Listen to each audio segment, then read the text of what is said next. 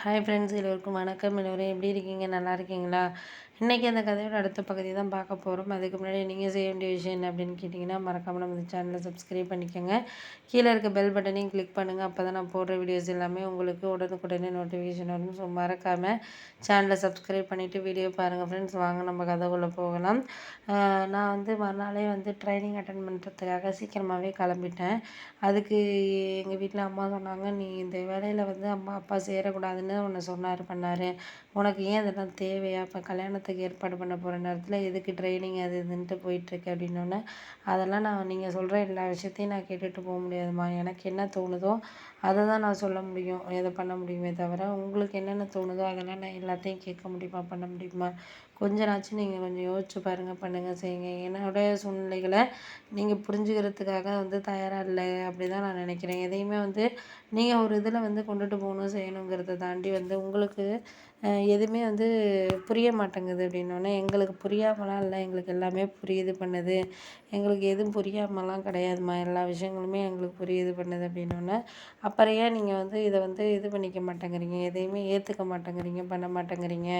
ஒரு சில விஷயங்கள் கரெக்டாக இருக்குது இல்லைங்கிறத தாண்டி உங்களுக்கு அதை ஏற்றுக்கிற பக்குவங்கிறது ஏன் இருக்க மாட்டேங்குது அப்படின்னோடனே, அதெல்லாம் நாங்கள் எல்லாம் எதையும் சொல்கிற மாதிரி இல்லை, அவ்வளோதான் நான் சொல்லுவேன் அப்படின்னோடனே, சரி நீங்கள் ஏதோ சொல்கிறீங்க, நாங்கள் அதை கேட்குறோம், அவ்வளோதான். எங்களுக்கு அதை கரெக்டான இதை நான் கொண்டுட்டு போகணும், பண்ணணும், செய்யணும்னா அதுக்கான இதுங்கிறது முடிவுங்கிறது நாங்கள் இது பண்ணுறதுல தான் இருக்குது அப்படின்னோடனே, சரி அதெல்லாம் சரி தான், நான் சொல்கிறதெல்லாம் கரெக்டு தான், பண்ணதெல்லாம் கரெக்டு தான். அடுத்த இதுங்கிறது நம்மளுக்கு வேணும், பண்ணணும், செய்யும் அப்படிங்கிறத தாண்டி நம்மளுக்கு இது இந்த நேரத்தில் இது கரெக்டாக இருக்கும் இல்லை அப்படிங்கிறத நம்ம சரியான ஒரு இதில் நம்ம கொண்டுட்டு போனோம்னா மட்டும்தான் எதையுமே நம்ம இது பண்ண முடியும் அப்படின்னோடனே, சரி சரி விட விட அதெல்லாம் நம்மளுக்கு சரியாக இருக்கணும் இருக்காது. சில டைம் கரெக்டாக இருக்கும் இருக்காது. நம்மளுக்கு சில டைம் நல்லா இருக்கும், சில டைம் நல்லா இருக்காது. அதெல்லாம் நம்ம இது பண்ண முடியாது அப்படின்னோடனே, அதெல்லாம் உங்ககிட்ட சொல்கிறது எனக்கு ட்ரைனிங்க்காக நான்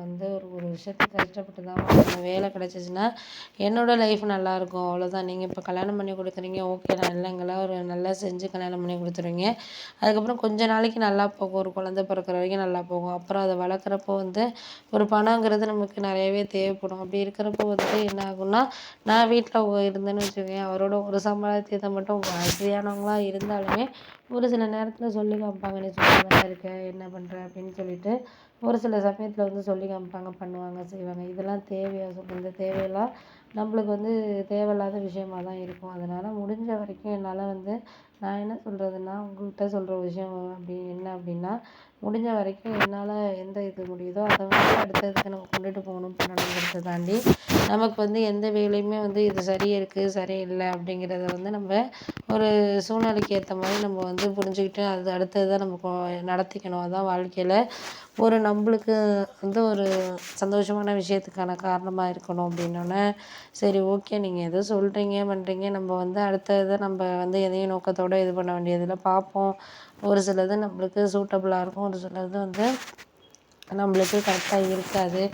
அதனால நம்மளுக்கு எது கரெக்டாக இருக்கோ இல்லையோ அதை நீ எந்த இதுக்குமே இப்போதைக்கு முடிவு இல்லை அப்படிங்கிற மாதிரி நான் எடுத்துக்கிட்டு நான் பாட்டுக்கு வேலையை பார்த்துட்டு போயிட்டே இருக்கணுமா அப்படின்னோடனே, சரின்னு சொல்லிட்டு அதுக்கப்புறம் நான் அந்த ட்ரைனிங்காக இது பண்ணி போனேன்.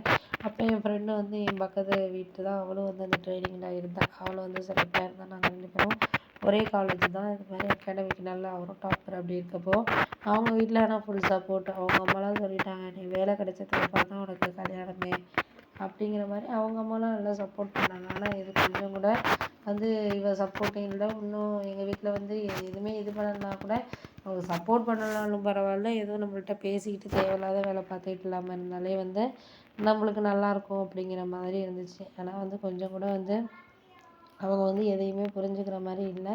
சரி நானும் சொல்லிட்டேன், முடிஞ்ச அளவுக்கு நம்ம பார்ப்போம், பண்ணுவோம், செய்வோம். எதையும் நம்மளுக்கு இப்போதைக்கு நம்மளுக்கு கரெக்டான வே நம்மளுக்கு இருந்தால் மட்டும்தான் இது பண்ண முடியும், செய்ய முடியும் அப்படின்னு சொல்லிட்டு, அதுக்கு அடுத்தது என்னது நடக்கணுமோ அது எது நடக்கட்டுமோ, அவ்வளோதான். நான் அதுக்கு மேலே ஒன்றும் பேச விரும்பலை. நான் அதுக்கு மேலே எதையும் உங்கள்கிட்ட புரிய வைக்கவும் விரும்பலைன்னு நானாகவே மனசுக்குள்ளே நினச்சிட்டு நானும் அவளும் ட்ரைனிங் கிளம்பிட்டோம். அப்போ என் ஃப்ரெண்டு கேட்டா, "இன்னைக்கும் உங்கள் வீட்டில் வழக்கம் போல் வந்து கல்யாண பேச்சு தானா? பக்கத்து வீட்டில் கூட நான் இருந்து எங்கள் வீட்டில் இருக்கிறத பார்த்து கூட உங்க அம்மா அப்பா திருந்த மாட்டேங்கிறாங்க. எங்கள்ட்ட இல்லாத வசதியாடி? ஏன் எங்கள் அம்மா அதெல்லாம் சொல்கிறாங்க? எங்கள் அம்மாலாம் எல்லாத்தையும் புரிஞ்சுக்கிட்டவங்க. அதனால வந்து சொல்கிறாங்க. ஏன் உங்கள் அம்மா வந்து அத புரிஞ்சுக்கவே மாட்டேங்கிறாங்கன்னு எனக்கு இன்னுமே தெரியல லீலா" அப்படின்னு சொல்லிட்டு சொன்னா.